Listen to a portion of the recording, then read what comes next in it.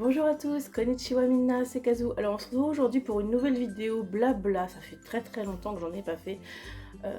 Et sur le Japon aussi, vous deviez vous demander si la chaîne n'avait pas viré juste par Astérix. Non, c'est juste que j'avais pas le temps de tourner des vidéos à la maison. Au mois de décembre, ça a été très compliqué avec le travail.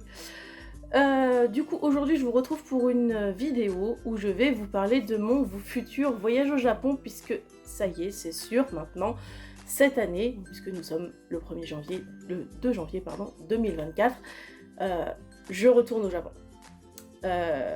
Du coup, je vais vous expliquer tout ce que... tout ce qui a été fait, tout ce qui va être fait, tout... Enfin, voilà, je vais vous donner toutes les news. Je me suis fait un aide-mémoire papier parce qu'il y a beaucoup de points à aborder.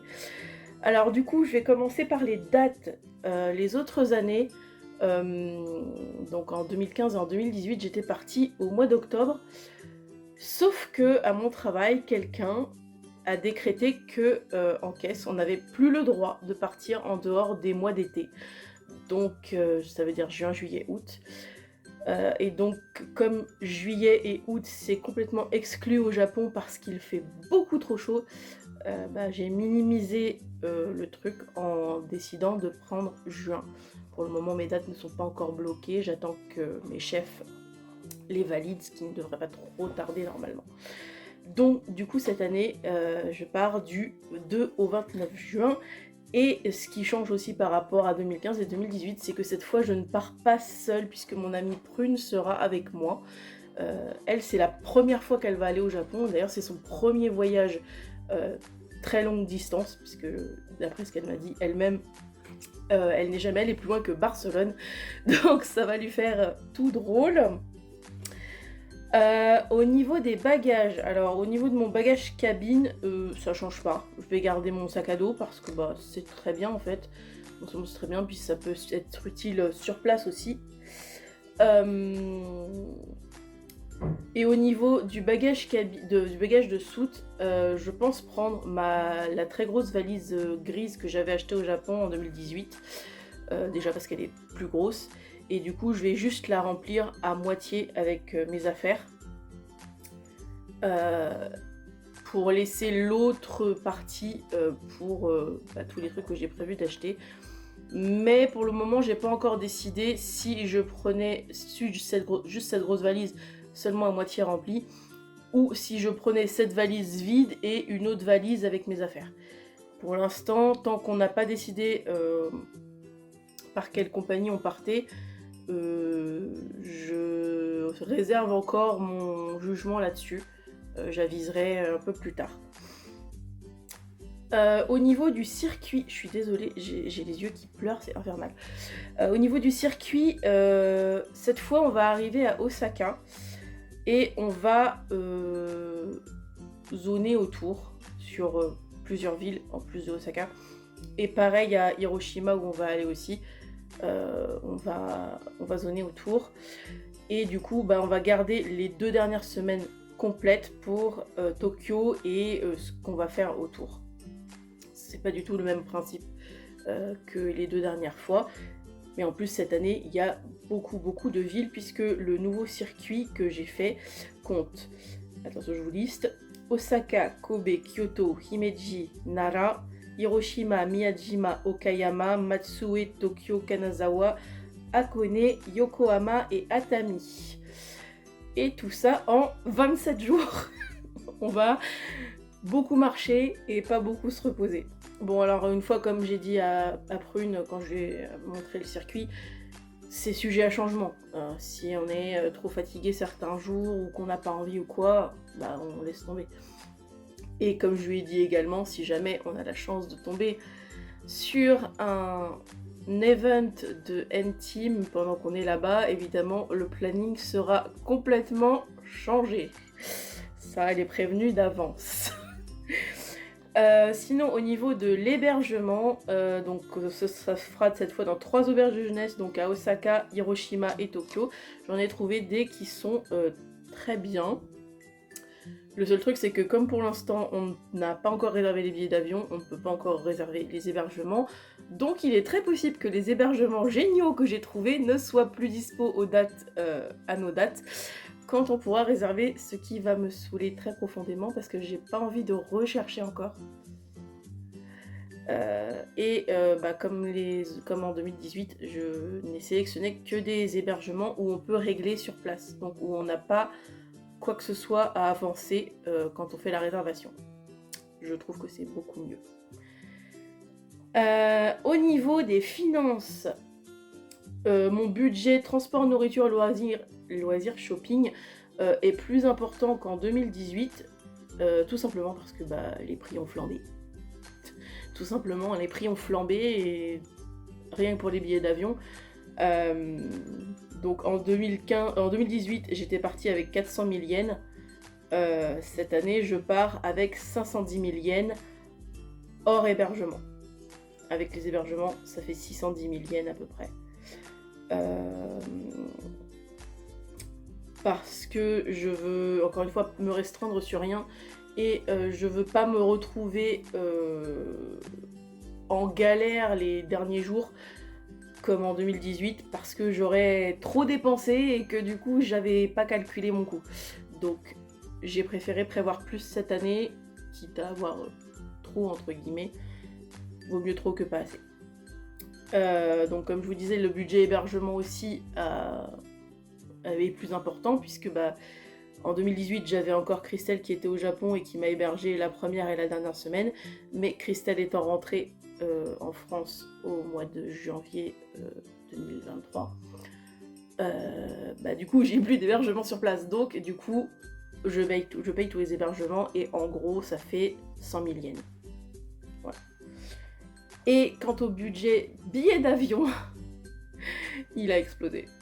Littéralement, il a explosé. En 2015 et en 2018, j'avais payé mon aller-retour 550 €. Là, on n'est plus sur les mêmes tarifs. Si on part sur la compagnie Etihad, comme il est très possible qu'on fasse, on en aura pour 1026 € au moins l'aller-retour. Donc oui, il a doublé le budget. C'est assez violent et assez abusé, je trouve. Au niveau administratif, mon passeport que j'avais en 2015 et en 2018 s'étant périmé en janvier 2022, il a fallu que je le fasse refaire. Donc j'avais pris rendez-vous à la mairie de ma ville et j'ai eu rendez-vous le 11 octobre. J'ai déposé le dossier et le site indiquait qu'il fallait attendre 7 semaines. Mais littéralement 2 semaines après, j'ai reçu un SMS disant que mon passeport était disponible. Donc, petit conseil, si vous devez faire refaire ou faire comme Prune votre passeport, faites la demande en octobre. Vous êtes sûr que ça prendra pas longtemps. Au niveau des billets d'avion, comme je vous expliquais, donc à la date où je tourne ma vidéo, donc on est le 2 janvier 2024, comme je disais, mes dates de vacances sont pas encore validées par mon travail, ce qui me saoule profondément. Donc pour le moment, on n'a rien pu réserver, ni les billets d'avion, ni les hébergements, rien du tout, parce que rien n'est sûr. Donc tant que les dates sont pas validées, j'espère que ce sera fait bientôt. Mais en regardant, donc comme je vous disais, en navigation privée sur Opodo, alors oui, surtout en navigation privée, hein. Faites pas l'erreur que j'ai fait au début de regarder en normal, parce que sinon vous allez vous retrouver avec des prix, c'est même plus qui s'envolent à ce niveau-là, c'est une cata. Et donc on a trouvé à des prix corrects, donc comme je vous disais, peut-être par Etihad ou peut-être par une autre compagnie, on ne sait pas encore, ça va dépendre de ce qui est encore disponible quand mes dates seront validées. En théorie, elle devrait l'être bientôt, et normalement je vois Prune le 11 janvier pour faire les réservations, donc j'espère que d'ici là mes dates auront été validées, sinon ça va être chiant. Et le dernier point dont je voulais vous parler, c'est les achats que j'ai déjà fait pour le départ, parce que je m'y suis pris bien à l'avance, comme vous avez l'habitude maintenant, je prévois tout super à l'avance. Donc j'ai acheté, j'avais pas envie de faire comme en 2015 et 2018 et de mettre des stickers moches sur ma valise. Du coup j'ai acheté des housses de valise décor Sakura et des étiquettes de bagages assorties. Donc comme ça, bah, c'est joli et en même temps ça ne dénature pas la valise, enfin là où les valises. J'ai aussi acheté 2 sets de pochettes pour organiser la valise. J'avais un peu fait ça en 2018 mais c'était pas optimisé. Donc là j'ai acheté sur AliExpress 2 sets de 6 pochettes je crois, de différentes contenances pour mettre les t-shirts, les sous-vêtements, les chaussettes, enfin bref, tout. Pour que ça prenne le moins de place possible dans la valise et que j'ai le plus de place disponible pour ce que je vais acheter sur place, parce que comme vous le savez déjà, enfin comme vous le savez maintenant, j'achète beaucoup de choses quand je suis au Japon, donc il me faut beaucoup de place. J'ai acheté une montagne de t-shirts neufs, parce que je vais être honnête, mes t-shirts que j'ai à la maison sont vieux, donc j'ai acheté une montagne de t-shirts neufs et figurez-vous que je ne les ai pas payés du tout, parce que tous les ans on a un bon d'achat pour la fin de l'année par mon travail. Et du coup, ce bon d'achat de 60 €, je l'ai intégralement utilisé pour acheter ces t-shirts. Donc j'ai acheté 16 t-shirts. Pourquoi 16 alors qu'on reste que 27 jours? Parce que du coup, on va essayer de faire des lessives sur place. Je dis bien on va essayer parce que comprendre le fonctionnement des machines à laver au Japon, c'est pas simple. Et pendant que j'y étais, j'ai acheté aussi un stock de chaussettes que j'ai pas payé non plus parce qu'en fait j'ai fait mon achat de t-shirt un jour où il y avait une promo sur le textile qui me donnait droit à un bon d'achat textile. Du coup avec ce bon d'achat textile j'ai acheté les chaussettes. Donc j'ai payé ni mes t-shirts ni mes chaussettes en fait. Ça c'est génial, j'adore. J'ai acheté un ventilateur tour de cou pour lutter contre la chaleur. J'en avais beaucoup entendu parler par des annonces Facebook je crois, et cet été pendant la canicule, une cliente est passée à ma caisse avec ça autour du cou, donc je lui ai demandé si c'était vraiment bien et elle m'a dit que oui. Du coup j'en ai acheté un et j'ai conseillé à Prune d'en acheter un aussi. J'ai aussi acheté un petit porte-monnaie pour mettre uniquement les pièces parce que bah on se retrouve avec très vite beaucoup de pièces et c'est chiant. Surtout si elles sont avec les billets, donc au moins j'ai un porte-monnaie spécial pour les pièces. Voilà. J'ai aussi acheté un petit livre, j'ai pas les mots, au cas où mon japonais et Google Trad suffisent pas. Donc en fait c'est un petit bouquin dans lequel vous avez juste des images et qui vous permettent en gros de communiquer, donc vous montrez juste l'image dont vous avez besoin à une personne pour qu'elle puisse vous aider. J'ai pas encore essayé puisque je l'avais pas en 2018, mais bah, on verra si ça fonctionne, si j'en ai besoin.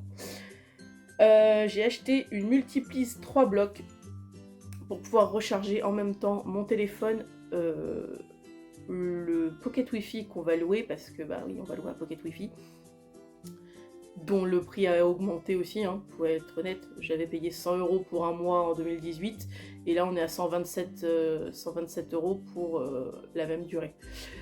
Donc voilà, mais du coup ça me permettra de recharger donc mon téléphone, ma batterie de secours et le Pocket Wi-Fi en même temps. J'ai aussi acheté 2 petits carnets pour pouvoir tenir mon journal de bord au quotidien. De façon à pouvoir écrire, c'est des petits carnets tout con, de façon à pouvoir écrire bah, un peu n'importe comment et que ce soit pas gâché, enfin pour pas gâcher un vrai journal de bord. Et à Noël j'ai reçu un beau un beau carnet de bord dans lequel où j'écrirai manuellement, où je mettrai des feuilles tapées avec mon journal de bord. Je mettrai aussi, je pense, dedans celui de 2015 et celui de 2018 qui sont dans mon PC mais que j'ai pas imprimé ni voilà. Et pour finir, j'ai fait faire un t-shirt, un sweat et une sacoche siglée N-Team. Donc je vous mettrai en barre d'infos le lien de la vidéo de présentation du groupe que j'avais fait il y a quelques mois. Parce que je suis fan tout simplement et que Et que voilà, j'aime bien avoir des choses de mes groupes préférés quand je pars. Du coup, j'ai acheté ça.